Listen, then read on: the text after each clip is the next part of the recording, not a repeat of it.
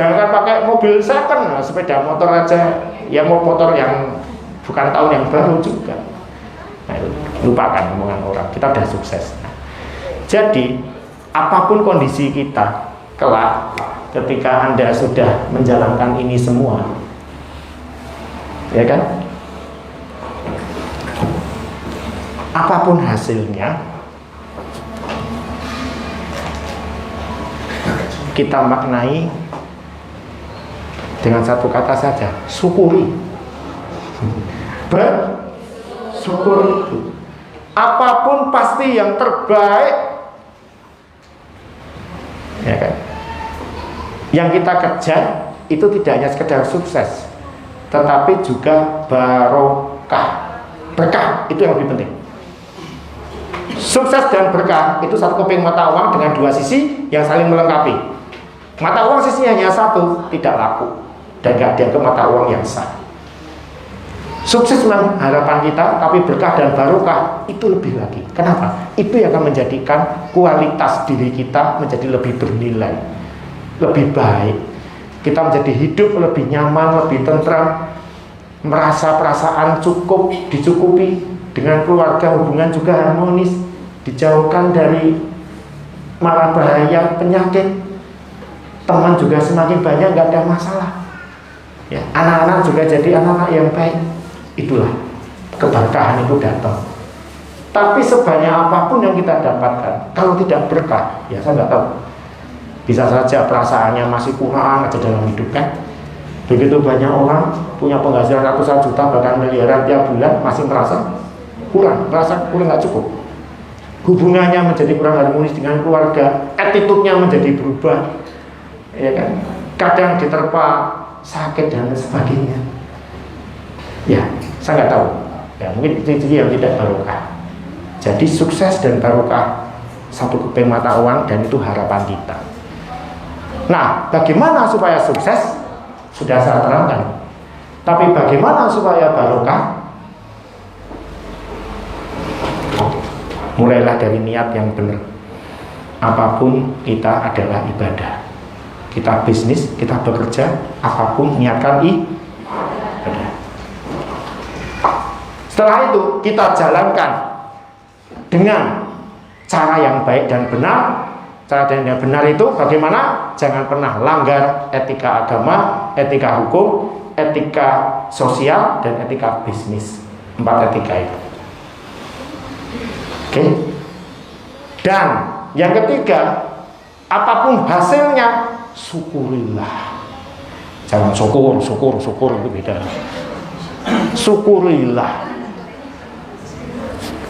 Apapun selama kita sudah berusaha maksimal, optimal, itulah yang terbaik. Kecuali kita belum berusaha optimal ya. Jangan pernah Anda merasa itu yang terbaik. Jangan pernah Anda ikhlas. Ikhlas itu setelah Anda menali sapi di pohon, setelah mengunci setang sepeda motor Anda. Kalau sapi nggak pernah ditali di pohon, sepeda motor taruh sembarangan pinggir jalan, nggak pernah kunci setang, kalau hilang, jangan bilang ikhlas. Itu keteledoran. Tapi kalau Anda sudah menali di pohon, sudah mengunci sepeda motor, taruh tempat parkir yang benar, tetap hilang, harus ikhlas.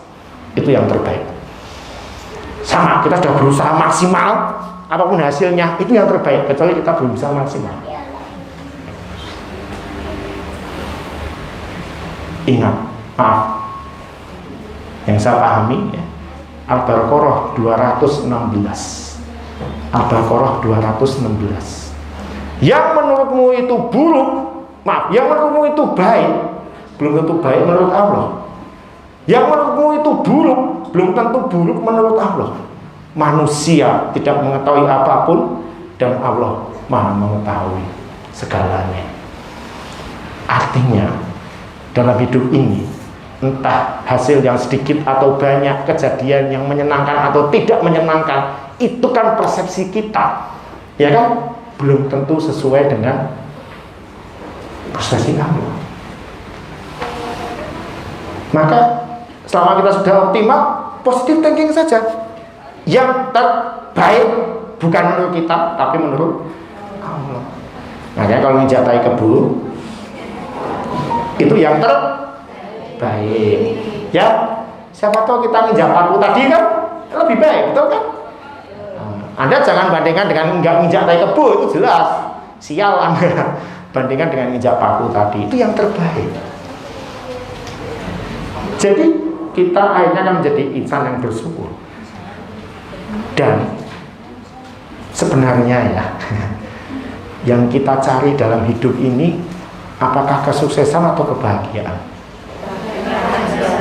Apakah sukses itu selalu bisa bahagia? Tapi bahagia, entah sukses atau tidak, ya bahagia ya bahagia.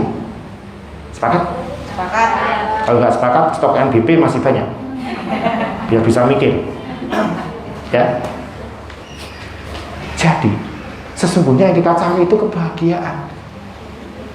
Kesuksesan itu nomor sekian. Kenapa? Karena kesuksesan belum tentu bahagia. Serius saya ini. Banyak contohnya itu, orang sukses tapi nggak bahagia itu banyak. Maka sampai ada istilah naik Mercy berbes milih, manggul pari, uro-uro itu bersenandung. Naik Mercy berbes milih, nangis gak bahagia. Tapi manggul pari, mikul pari, itu dia bersenandung. Sukses itu di sini, bahagia itu di sini. Dan sesungguhnya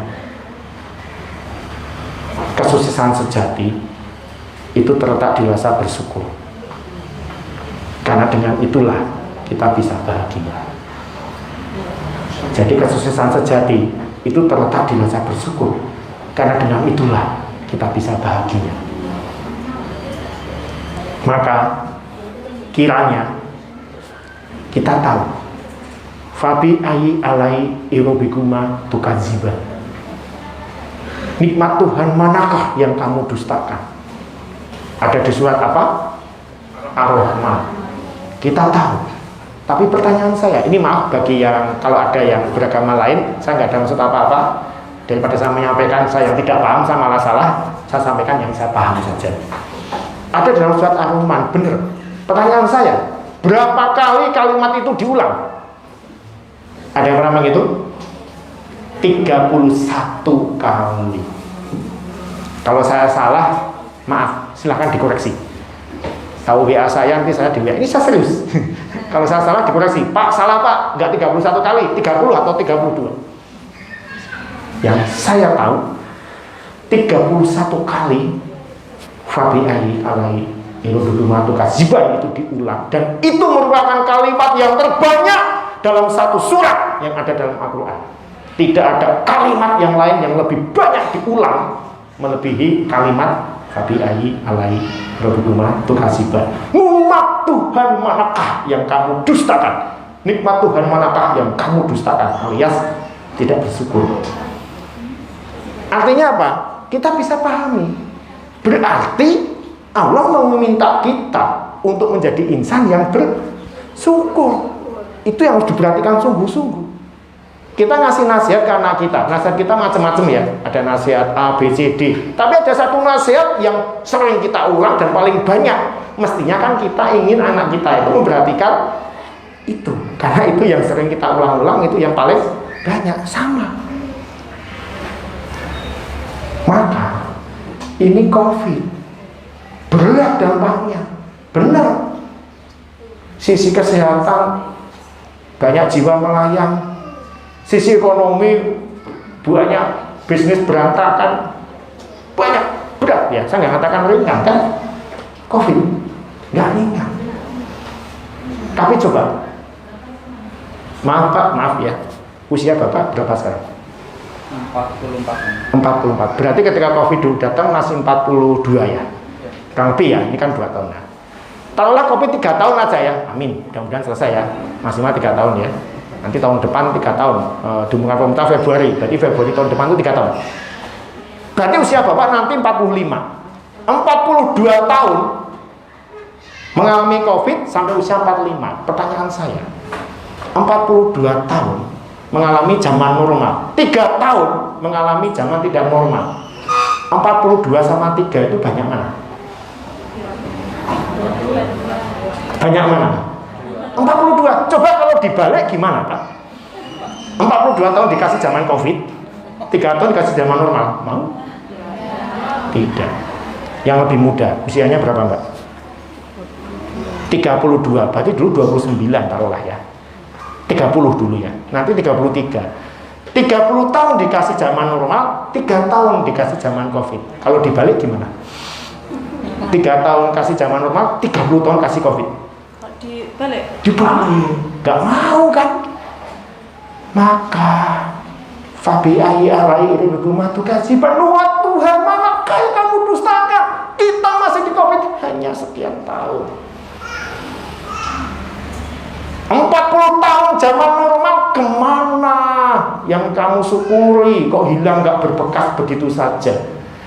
Yang kamu ratapi adalah 3 tahun di zaman normal. Nikmat Tuhan manakah yang kamu dustakan? Kalau tak balik bagaimana? Masih mending kamu tak kasih hanya 3 tahun. Setiap orang punya PR-nya masing-masing. Mungkin ada yang diuji keluarga, ada yang diuji materi, ada yang diuji kesehatan. Semua orang punya PR-nya masing-masing. Cuma kadang orang itu rumput tetangga lebih hijau.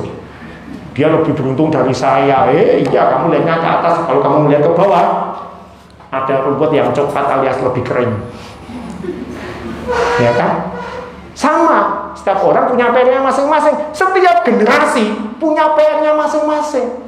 Kita dikasih PR generasi kita COVID, tapi nenek moyang kita nggak usah jauh-jauh dikasih PR Raum Musa. Tahu Raum Musa? Kerja paksa, kerja rodi zaman Jepang. Silakan buka YouTube, silakan buka buku sejarah. Semua ada tulis, semua ada fotonya, bahkan ada filmnya. Di zaman Raum Musa, pakaian seadanya. Sehari makan hanya sekali 2 kali, itu pun bubur jagung namanya bungku. Tidur seadanya beralaskan tikar yang sederhana, atapnya yang terbuka. Pertanyaan saya, kalau hari ini ada teknologi yang ditemukan namanya gerbang waktu, sehingga kita kalau melewati itu kita bisa milih mau kembali ke masa lalu atau ke masa depan gitu ya. Gerbang waktu dipasang, jebret. Kira-kira lebih banyak orang zaman Raum Musa ingin pindah ke zaman COVID atau zaman COVID ke zaman Raum Musa? Hah? Raum Musa ke COVID atau COVID ke Raum Musa? Alhamdulillah ada masih normal. Kalau nggak normal stok MBP keluarin mas.